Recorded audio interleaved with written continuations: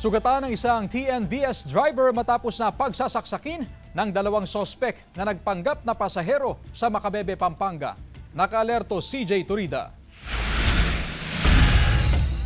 Sa tulong ng mga opisyal ng Barangay Consuelo, Macabebe, Pampanga, dinala sa ospital ang isang lalaki. Kinilala ang lalaki na si Julian Cesar Payoyo, 29 anyos, isang TNVS driver mula Makati. Sa investigasyon ng PNP, sinundo ng driver ang dalawang nagpanggap na pasahero sa Taytay, Rizal matapos nilang mag-book gamit ang transport service app. Sa Taytay, ibinok siya doon, magpapahatid sa Pampanga.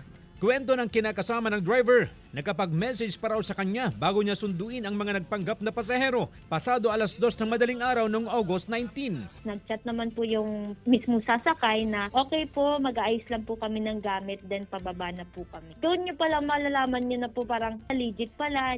Bago makarating sa Macabebe, nagpaiikot-ikot pa umano sila sa iba't ibang lugar sa Pampanga hanggang makarating sa Barangay Consuelo. Doon na raw pinagsasaksak ang driver gamit ang patalim, tinutukan ng baril at pinalo pa sa ulo. May mga nakita mga tao, sinadchad niya sa may gilid. So nakuha ni atensyon, doon na yung nagkagulo na. Pagkabangga ng sasakyan, sumaklolo ang mga tao sa paligid, kaya tumakas na rin ang dalawang nagpanggap na pasahero. Agad ipinaalam ang insidente sa kampo ng mga sundalo na malapit sa lugar. Responde kami, pinakita kaming sasakyan na red. Doon na namin nakita yung tao na duguan. Tapos yung dalawang naglalakad, nagtago sa mga damo-damo doon sa amin. Sa tulong ng mga opisyal ng barangay at mga residente, nahabol nila ang dalawang lalaki at nahuli.